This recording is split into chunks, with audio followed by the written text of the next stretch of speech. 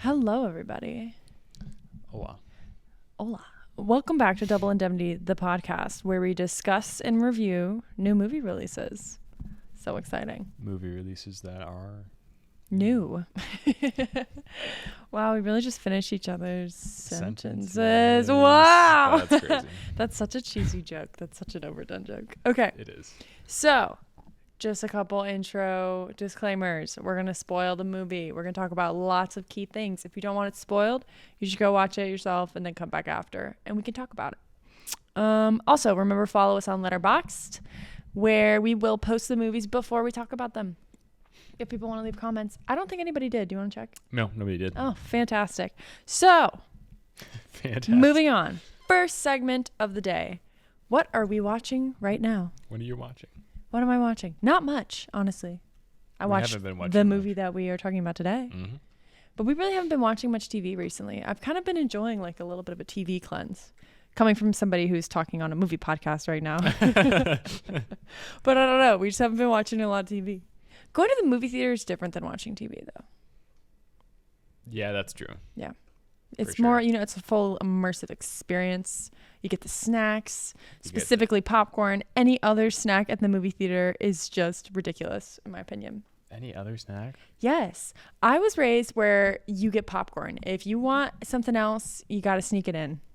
No. I'm the FBI Mini is going to corn come for me dogs, for all of the cheese candy I've snuck. curds, My mom, everything. growing up, Pizza, she whole would 9 yards. literally, she would have a purse. She is an icon. I did this too sometimes, but like without my mom too. She raised me right. We would get like McDonald's soda drinks and she would have them like in her purse, like cups of drinks. Oh my God, what And if they spill? I don't know. We got by with just fine. Dang. It was great memories as a child. Aw. I love sneaking in like full meals to the movie theater too. That is Like that fun. is honestly a vibe. We've done it before. We snuck in like taco stuff. Yeah. Yeah. Taco stuff. You know what I mean? I love that We restaurant. snuck in Taco John's, which is a Yeah. place I never heard of till we moved here. True. But yeah. Yeah, like Jonathan likes to get like pizza at the movies and like cheese curds. I'm so off topic right now, but That's I just good. talking about movie snacks. I had a long day, okay? Yeah. I don't know where I am, who I am, what's going on. I don't know. Who are I'm you? just Why are you along sitting for the here? ride. Why are you sitting here? Why are you in my apartment? Okay, what are we watching right now? We kind of started watching Beef. I didn't really want to watch it. Yeah, It you were looked like, that looks so stupid, Jonathan. It And then you I got did into not it. say that. You totally I just said that. thought that it seemed like a little too like out there for me. Like the description of it reminded me of like Everything Everywhere All at Once for some reason. Because you hated that movie. I don't know. It just seemed like it would be overwhelming, Oh, because and I didn't want to watch it. They're both about And it with is Asians over. in them. Stop it! It just seemed like it'd be overwhelming. I was vegetarian for like 6 years, so it's just like the mention of beef, it just like It puts gets you under my off. skin. Well, that makes sense. Yeah.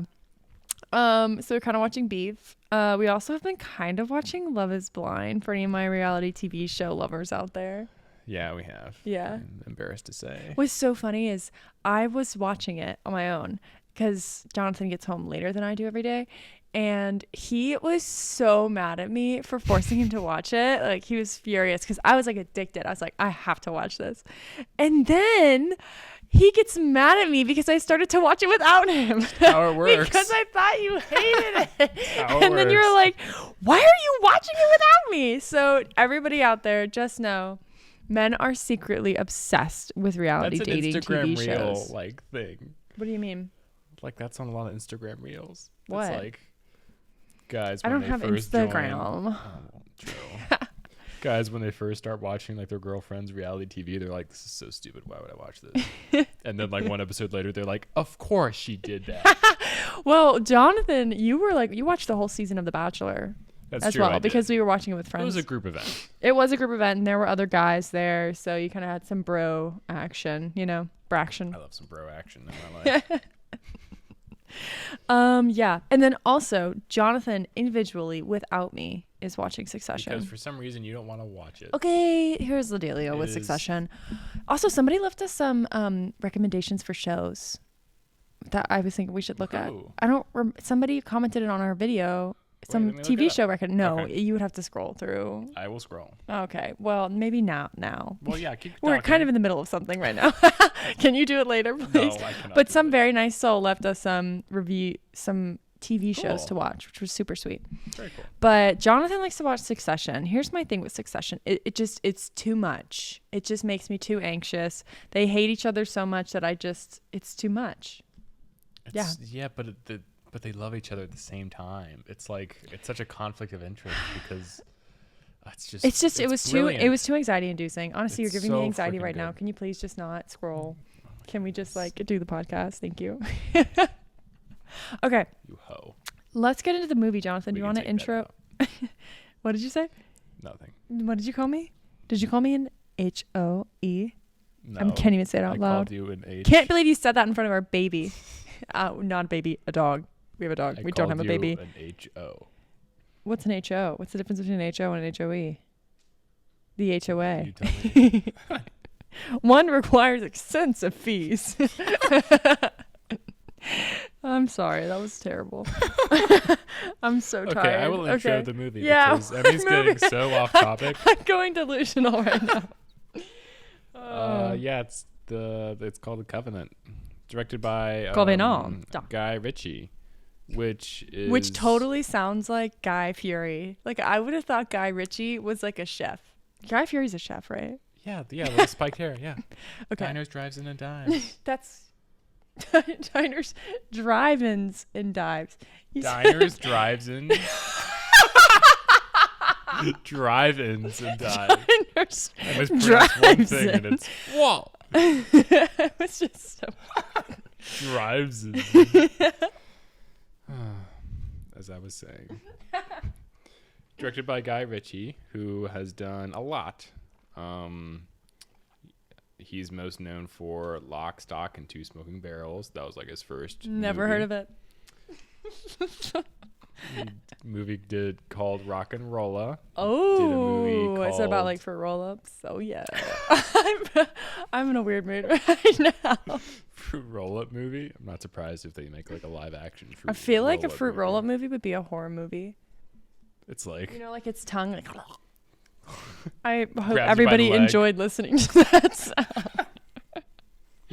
this grabs is you by the ASM leg and like drags you into the forest. Yeah. This is ASMR with Emily Glazer. He also did a little movie called Aladdin, the live action one. Oh, that one was kind of hokey. I'm not gonna lie. He did both of the Sherlock Holmes movies. Oh my god, I love He those. did King Arthur, The Man from U.N.C.L.E., Oh, I do really like The Man from U.N.C.L.E. and The Gentleman. Oh, really? Guy Ritchie? Yeah. A chef and a movie maker? A man of many trades. And then Operation Fortune, which also came out this Never year. heard of it. Wrath of Man. He's done a lot. And all of his movies are like, it's all can be characterized with like quick dialogue, action scenes, and like gangsters. So it's like a running theme. But So this are you saying movie in this is- movie the gangsters were like the Taliban? No, I'm just saying this movie is a departure from that. He's doing something serious and or Well, not there was a serious, lot but of short dialogue. like, And there were serious- bad guys and serious action tone. scenes. yeah, but it wasn't like an action comedy. It's usually his. I do his love an genre. action comedy though. Were there jokes actually? There were a couple. There were a yeah, couple but It jokes. wasn't an action comedy. It was a. The jokes were more like someone was being a smart ass. It was funny. Mhm. Yeah. But yeah, that's him. Some fun facts about Guy Ritchie. Well, a fun fact: he was married to Madonna Really? for 8 years. Didn't work out. They share 2 kids. They share them. I feel like you don't say that. Maybe they bore 2 children together. They share 2 kids. That people say They that. have 2 kids. They share. I them. don't think they say share. Yeah. My parents don't say, "Oh, we share 2 daughters." No, but it's like if it's a celebrity couple and they've gotten divorced. They share the They share kids. 2 kids. Well, what if they don't? What if only one of them has them? They don't share the kids. Yeah, that their kid is theirs. I don't think a child is a possession. Technically, they were dependent. So If I file it on my taxes, I own it. Exactly. You're paying for it. Yeah. Might as well. True. Get some incentive there. Beans has spotted something. Oh, she's going to get another one of her bones. She looks really cute right now. Yeah. Okay. Yeah. The budget. Guess what the budget is? Give me a guess. That's my thinking sound. 50 million. Good guess. 55 million. Really? Yeah. Oh, yeah, baby. They were mostly just out in the desert the whole time. I mean, yeah, they had to get some pretty fancy airplanes, but they could have CGI'd them if they wanted to. Yeah, I think the AC Boom, boom. 130 at the end of the movie was CGI. Yeah, but it was still pretty cool. Yeah. Can you Whatever guess an AC where it 130 was is. filmed? I guess that it was filmed somewhere in America, in like Nevada or something. Incorrect. It was filmed in Spain. It was filmed in Spain. Oh, I guess that makes sense. It looked like Spain. Alicante? Alicante, yeah. It's a place, apparently. I've heard of it. And the box office as of this weekend, about 7 million. So, I mean, not bad. It's not really good though. Jakey. So would you consider that a flop? When do you consider it a flop? Like what percentage do you have to make for it to be a flop? I don't know if it's like a Flippity flop. Do you think Jake Gyllenhaal wears flip flops? He seems like the kind of guy that Seems like he's does flip flopping all over the place. wear flip-flops. I'm sorry, but men in flip flops like never really did it for me. Noted. Yeah. Good thing I didn't wear flip-flops. More slides. Slides, baby. Okay.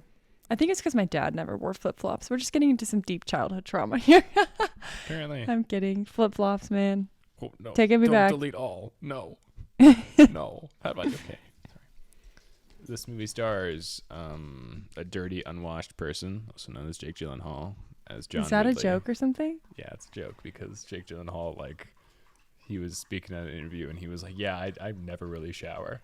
And so it's a joke now that Jake Gyllenhaal is just like dirty, disgusting. in every movie. That is so gross. He doesn't shower. He does kind of look like a little bit of a greasy person. You know what I mean? His hair always looks a little greasy. True, but it Just worked saying. for this movie. True, he was supposed to be just disgusting the whole time. So Dar Salim as Ahmed, who is probably the best performance. yeah, Johnny Lee Miller as Colonel Vokes, and Anthony Starr as Eddie Parker, the private contractor. private contractor. Yeah, there's the intro. There you go. How many stars? 3.5 or 4 Okay, in that range. I would give it 3 stars. Racist. Honestly, it was just like a super straightforward movie. Like there was a specific, very specific goal. They achieved it. They both saved each other. You know what I mean? True. Yeah. I mean, I thought it was a great movie, and I liked like what it was in honor of. So like, let's talk about that a little bit. So Yeah, me too. this movie was inspired by all of the like interpreters who were left behind during the American pullout of Afghanistan in 2021. So I tried to look it up, and I couldn't figure out like exactly if they like promised people visas or something or what happened. I don't know. Our puppy is upset right now. She's bumbling around. If you hear her, there's something outside the window.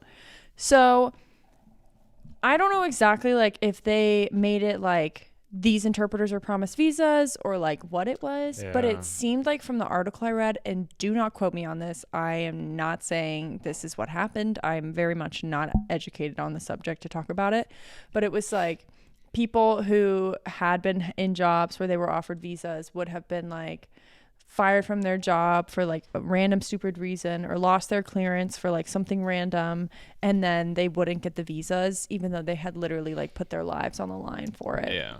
I So, can definitely see that happening. Yeah. But in the movie, they talk about how they had offered visas to all of these interpreters who were locals from the area who would work for the United States to translate and help with like understanding certain situations. You know what I mean? Yeah. So like because they know the town, they know the people, they know like the cultural norms of the area. So like they were able to interpret and like help the US forces do whatever the heck they were doing there.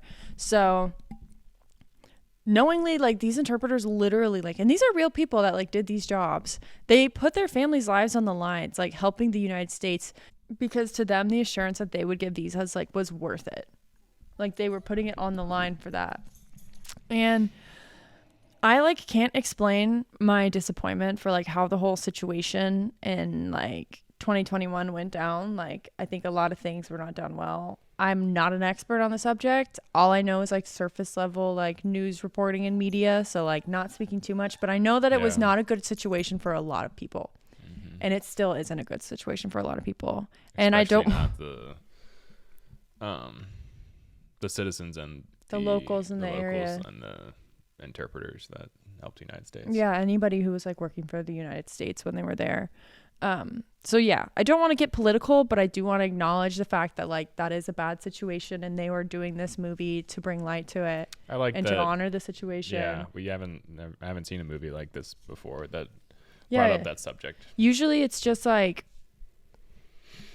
making a movie of entertainment out of like a terrible thing, but this was trying to bring light to a terrible thing like through a movie, and like making you emotionally connect to people and actually like physically see somebody going through a struggle, even if the story isn't real. I don't know if the story was based on a true story, but it draws you more emotionally to not just like blacking it out as like a random news article, you know?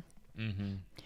So yeah, I am proud of them for highlighting that and making a movie about it. The original title was The Interpreter.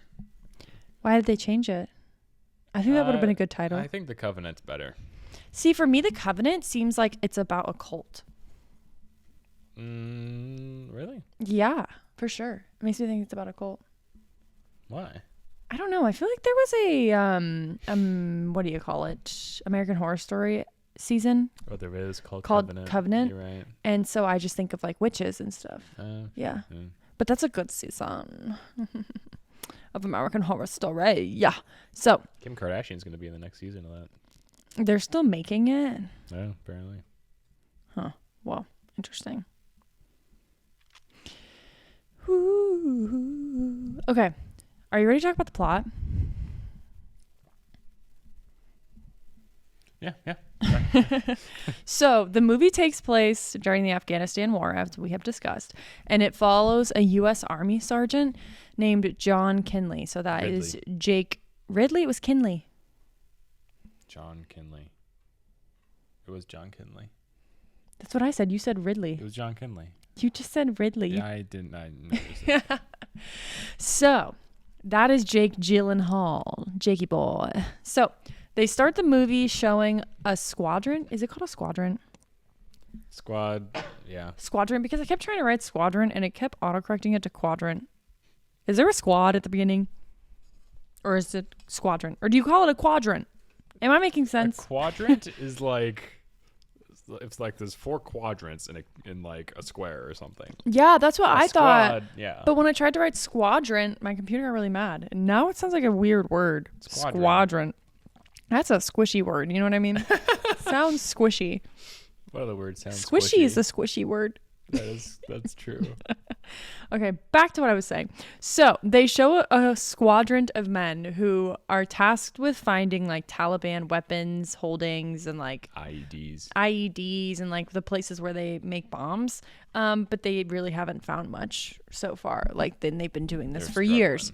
So they've been doing it their way, the American way, where they just like have checkpoints on the highway and they stop people and they check their cars.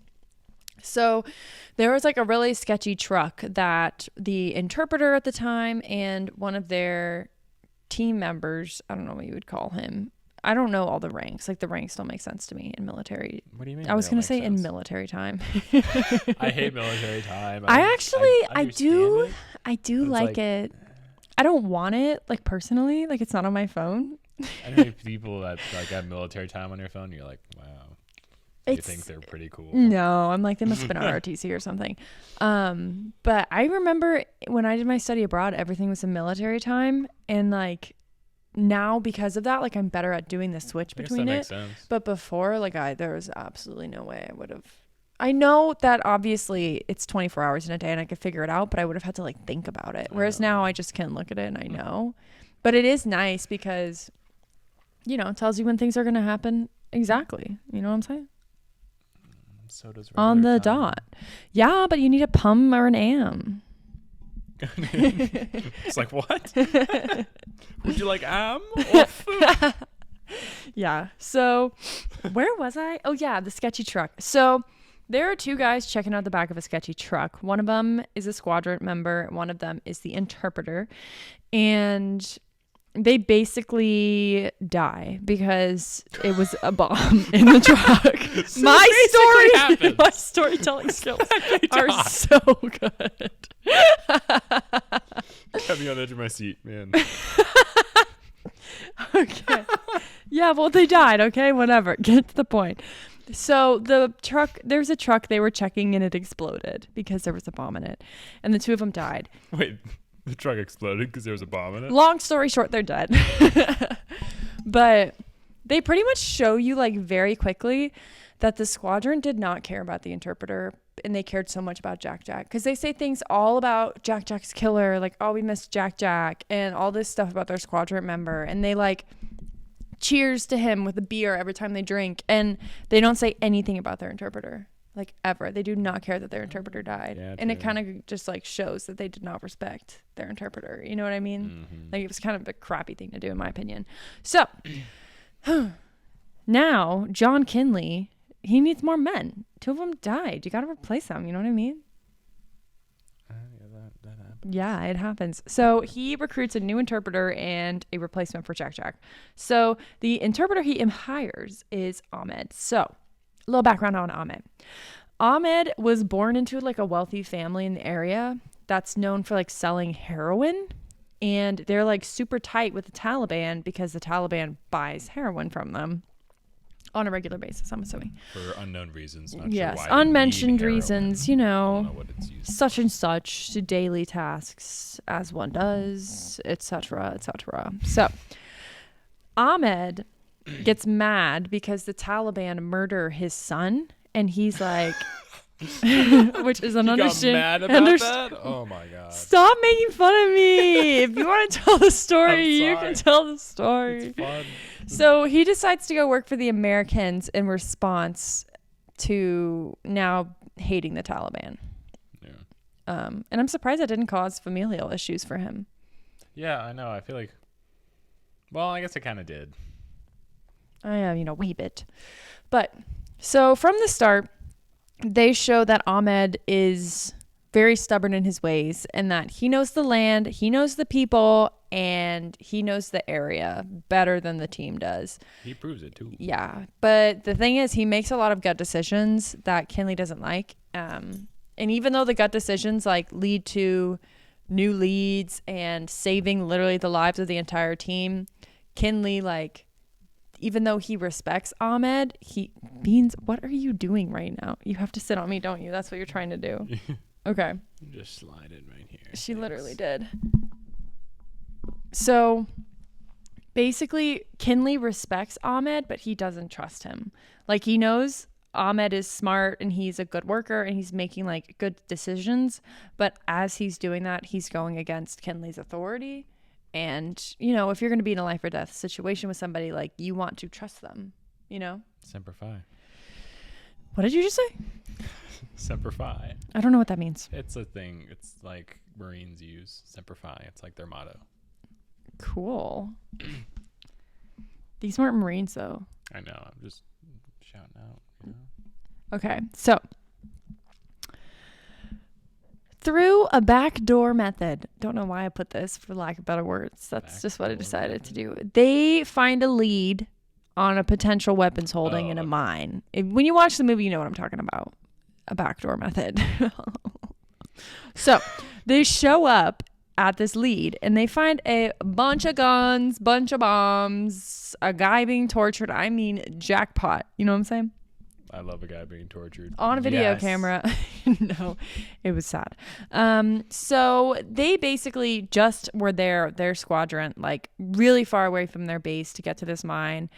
3 and hours. they decide that they are going to go in there and they're going to shoot them up. 120 clicks to be exact. I don't know what the heck that means in English. Clicks is kilometers. 120 kilometers? Yeah. Okay, so that's what, like 80 miles. Yeah. 60 miles, 70 miles, 80 miles, somewhere around there. So they're like, we're going to blow this place, right? So they set up a bomb, and Jake Gyllenhaal goes, we only have 3 minutes for the men to get clear. So they're calling for backup. They're getting all the guys at the mine together. They're waiting on the bomb. Then boom, ambush. You know what I'm saying? Specifically, exactly, a real boom. They were being ambushed. It was a massacre. So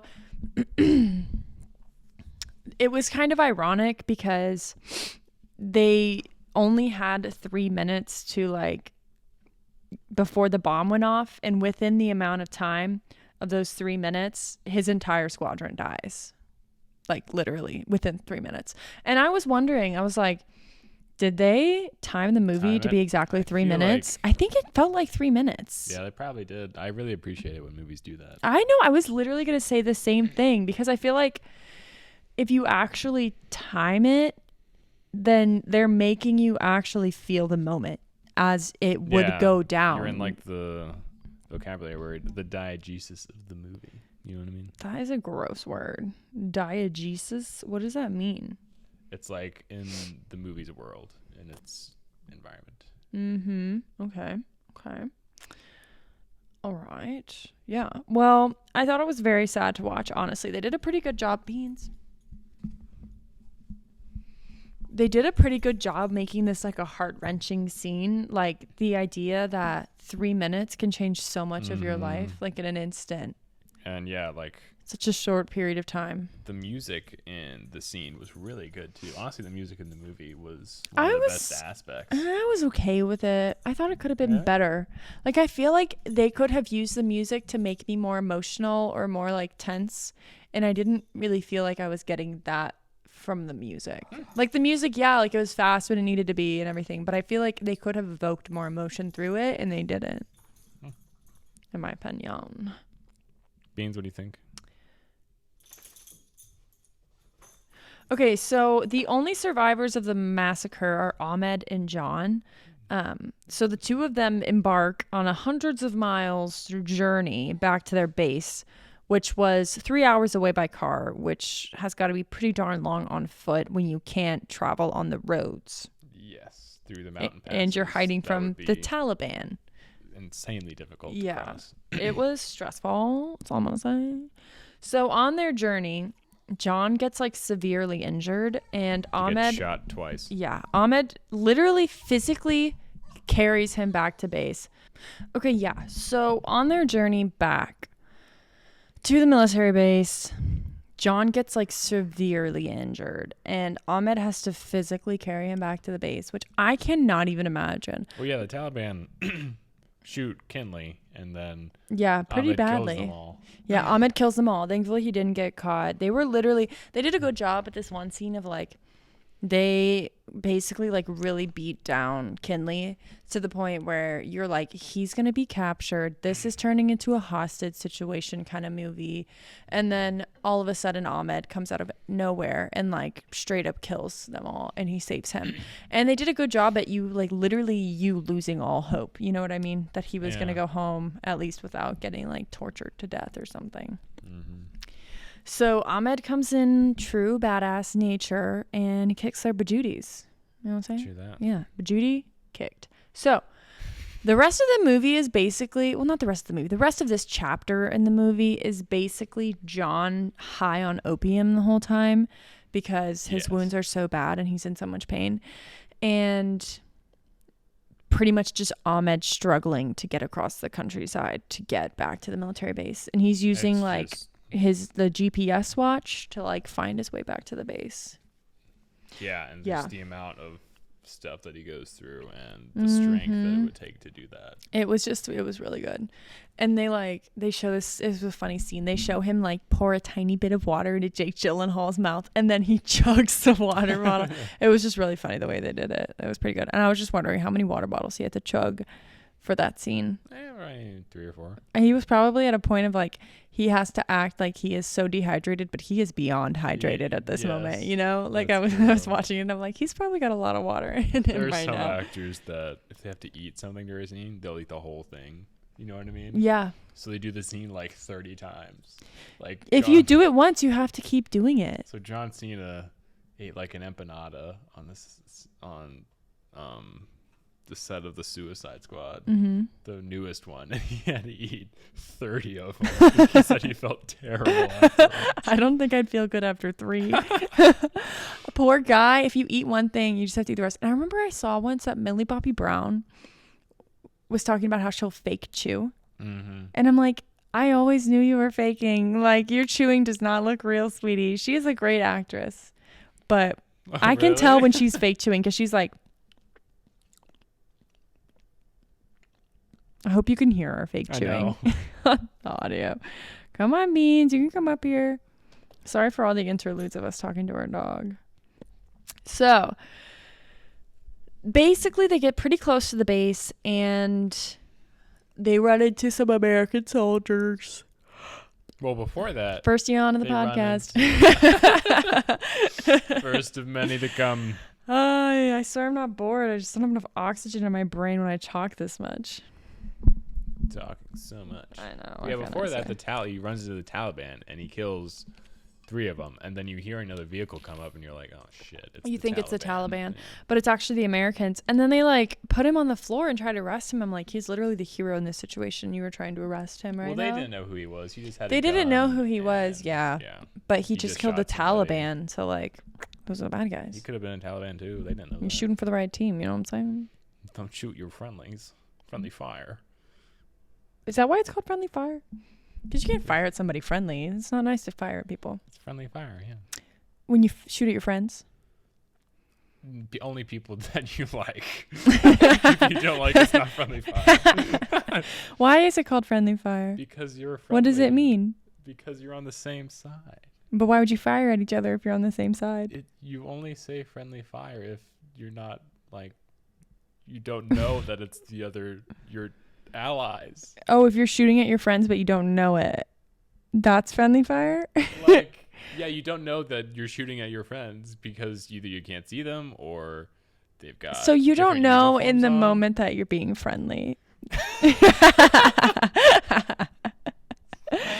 No. Okay. Glad we cleared that up. Try to explain it. But you're so bad at explaining things. Obviously, I'm fantastic at it. Obviously. And then they died. Whatever. Okay, so basically, stop putting the microphone up to Pizza's mouth.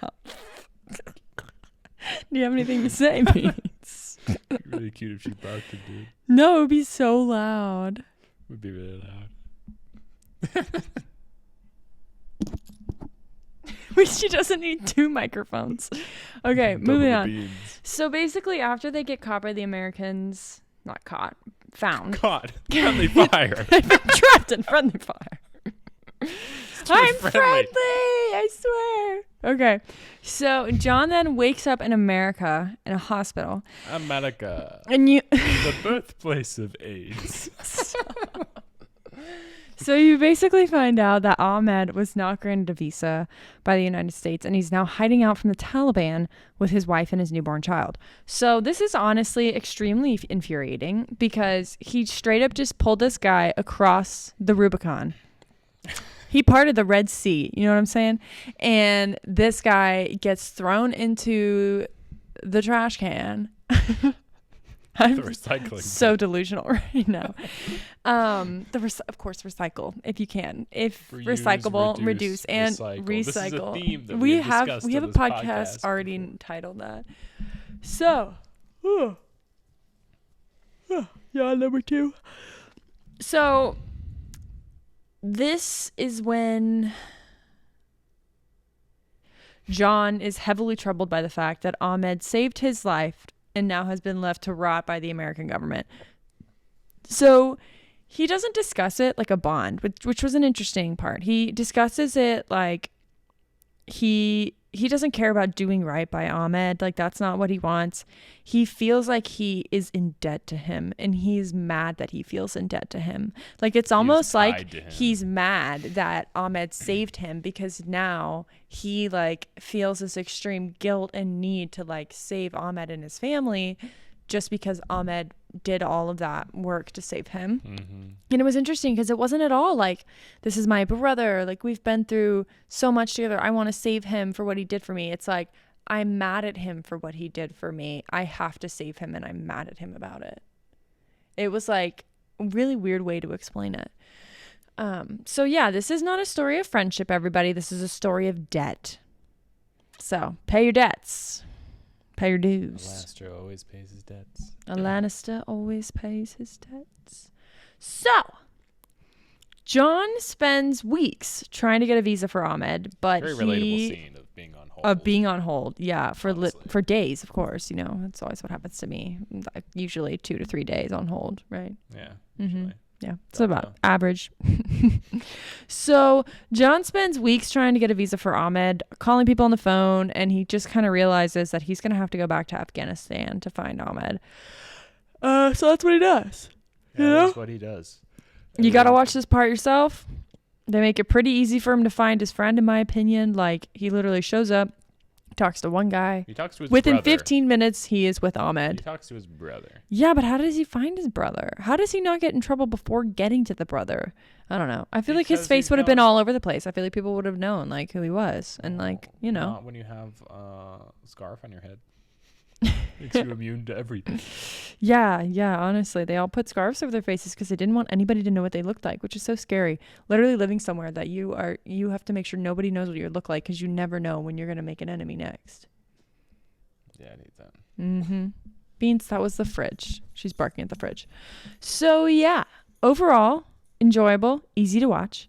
Not easy because it's happy, but easy because they capture your attention and they keep it relatively well. So, honestly, pretty quick podcast. I usually look at Wikipedia to, like, kind of help me sum up my synopsis in, like, a reasonable way because, you know, I'm just such a good storyteller, and I use that as a guide. And the Wikipedia article for this was about 3 sentences long for the plot. Wow, that's crazy. Yeah. So, not I too much to liked, tell. It's a lot of just scenes of them struggling and being sad. I like the definitions of the army terms. I mean, I knew what they meant, but I still like that they gave, like, For normal people, yeah. like QRF, quick reaction. I only force. know what an IED is because you said it once and I was like, are you talking about an IUD? Like the female birth control, but you were talking about bombs, so Different, different, yeah. Kinda Just a wee bit. just a wee bit. Gotta hate to mix those up. Jesus. Stop. It's not even a funny. And then the end. I knew the end. What was gonna happen at the end? As soon as The movie starts, you know that Ahmed wants a visa. You know he's not going to get it, and you know that Jake Gyllenhaal is going to get it for him. no, I knew that the contractors would save them at the end. Oh no, I was worried the contractors like ditched them, but I kind of didn't understand the conversation they had because they said like fancy military terms. Well, yeah, they said like get an angel and then angel of death. I don't know what an angel of death is It's though. an AC-130 gunship. That's the plane. So it's just like a really cool plane that shoots things. Yeah, it's got a machine gun and artillery and all that jazz. Mm, And it's kind of a I want a plane. Deus Ex. I want an angel of death plane because I have so many enemies that I need to shoot. friendly fire. Friendly fire, of course. Only to my friends. It You have to was be a friend of mine to be shot. by my angel of death. It was definitely like a Deus Ex Machina situation. You know what I mean? Ex Machina? Deus Ex Machina. I know what Ex Machina is, the movie. This is not that. Ex Machina? Deus Ex Machina. It's I don't know like what the heck that a is. simple solution to resolve a plot at the end of a movie. That's so like that's being what they did. It was so saved at the end. But you knew they would get saved at the end. I know, Like and it was still nobody so wants a cool story when all like the that. Taliban died. You know what I mean? Yeah, people are just not supportive of stories with unhappy endings. I mean, I do- love I a like happy those. ending. I love unhappy endings. I hate self-destruction movies with a passion. You do. Beans. I love them. They're so interesting. They remind People you of at your their life. worst is exactly. People at their worst, I do not want to see. I want to see people like, have a little bit of a rough patch, but then come out at their best. No. Rough patches all the way through. Okay, Jonathan, do you have anything else to say about the movie? Because we're about to ask the golden question. We're so bad What at movie this. are we gonna watch next week? Okay, there's actually like some good movies coming out for the week after next week that I'm excited about, but I don't know what we're gonna do for next we never week. think of I that. literally have no We idea. never freaking We could think of literally watch the stupidest movie ever, Renfield. it. I don't really have any desire to see it. Ever. Are there any like movies that have come out like online or something that we would want to there's watch? Ghosted on Apple TV. What's Ghost? It's like an action movie with Chris Evans and Ana de Armas. Ooh, I'm not a huge Ana de Armas fan. It looks. It's just an pretty action mediocre. movie. Like it just looks like it's trying It's to like be. they're a couple and then she disappears and then you realize that she's like with the CIA or something. Okay, Like you know what? Only because I feel like we can really make fun of it. I want to watch it. Fine, we can watch it. We're watching Ghosted next week, everybody. See how simple Get that was? excited. There are some good movies coming out after that, though, so I'm excited. There's Guardians of the Galaxy. Beau is Afraid. Uh-huh. Yeah. That'll get us set for 2 weeks. 2 The weeks. Little Mermaid comes out When does that come out? May 26th. Really? Yeah. You memorized that. Wow. I looked it up today. Bye.